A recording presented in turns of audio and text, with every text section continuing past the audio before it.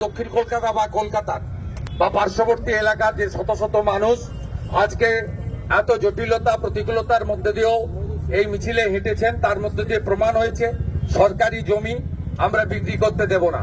আলিপুরের জেলের জমি বেচেছেন, ট্রাম ডিপোর জমি ডক্টর বিধানচন্দ্র রায় সৃষ্টি সব বেচে দিয়েছেন এবং পশু হসপিটাল, যা সুবিখ্যাত হসপিটাল, তার 250 কাঠা জমি আপনি বিক্রি করতে চলেছেন। তার বড় একটা অংশের টাকা আপনার পরিবারের ফান্ডে যাবে এবং আপনার দলের আগামী নির্বাচনে খরচ হবে।